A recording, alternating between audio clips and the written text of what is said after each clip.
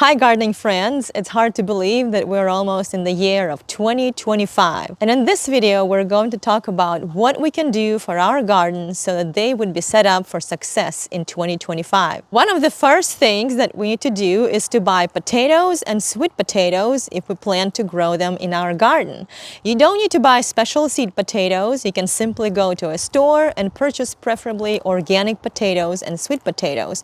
That's what we did. We have a good experience with growing Yukon Gold potatoes. And also we had a really good crop of sweet potatoes in our backyard. And you can see that they already started sprouting because we don't have good storage conditions. So I'm going to be using our own sweet potatoes to grow new sweet potato slips. To grow potato sprouts and sweet potato slips, you can simply put them somewhere in your house where it gets a lot of light. It does not have to have direct sunlight. It can be by a grow light or by a window, because when potatoes and sweet potatoes are exposed to light, then they start growing sprouts. If you plan to order seed potatoes online or from a seed catalog, make sure to order them at least 6 weeks before you plan to plant your potatoes, because sometimes those companies ship potatoes unsprouted, and so it would take you about a month to wait for the potatoes to grow sprouts. And keep in mind that it takes about a couple of weeks for the potatoes to be shipped to your house. If you plan to grow onions in your garden this year,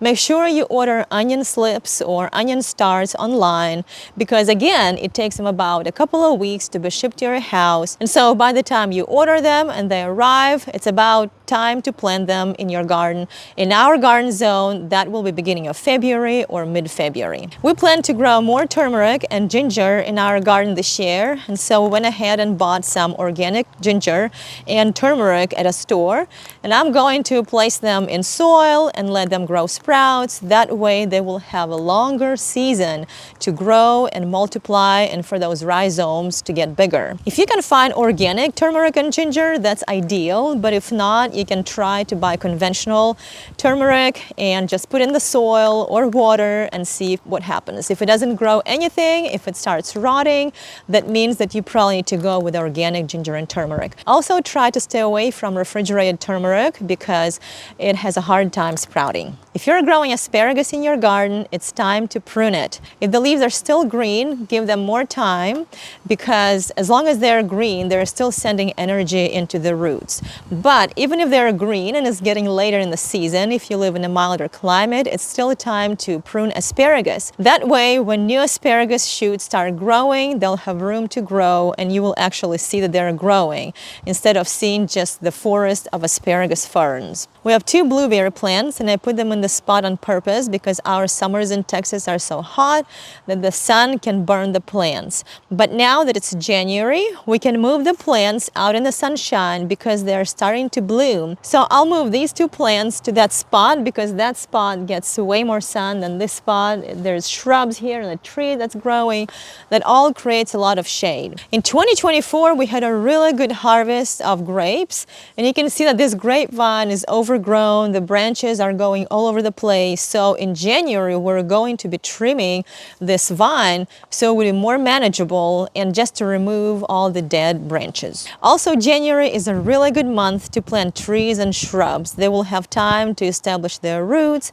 It's not hot. You don't need to water them as often. So they will have a great time getting used to their new location. Every year in January, I start pepper, eggplant, and tomato seeds. When it comes to peppers and eggplants, preferably they need to be started in the beginning of January, January 1st ideally, because they take a long time to germinate and grow.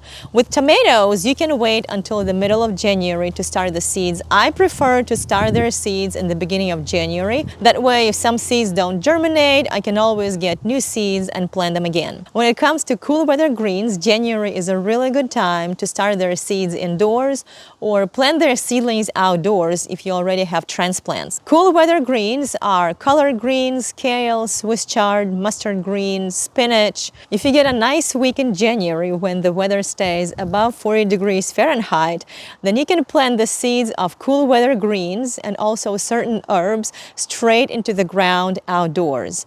And those herbs can be cilantro and parsley. In January, you can start vegetable seeds that are in the brassica family, like cabbage, broccoli, cauliflower, and kohlrabi. January is a perfect month to start your seeds using a winter sowing method. In fact, I'm going to try to germinate broccoli, cauliflower, and cabbage seeds using a winter sowing method because they simply do not like growing under our grow light. It gets too hot for them and they wilt quickly. With a winter sowing method, you can use any kind of container as long as they're clear plastic containers, and you fill up those containers about 3 inches deep and make sure you leave about 3 inches on top for the plants to grow. Make sure to make the soil moist and simply sow your seeds into that soil and then cover that container and keep it outside. With a winter sowing method, you don't have to harden off your seedlings because they've been outside already and they're used to being in all kinds of weather. Just make sure to cover those containers with a frost cover when it gets really cold. We live in a milder climate, and during the winter we can grow cool weather flowers like pansies, violas,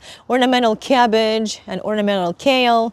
They can all be planted in January outside. In fact, that's what I did just yesterday. I planted those white pansies in containers, and they'll be growing there all through the winter into late spring. And let's don't forget about flowering bulbs. In January, we can plant straight into the ground such flowering bulbs as ranunculus, daffodils, tulips, hyacinths, and others. I'm excited for the new gardening season. I can't wait for our backyard to look green and colorful again. I really hope this video was helpful to you. Thank you so much for watching and have a great day.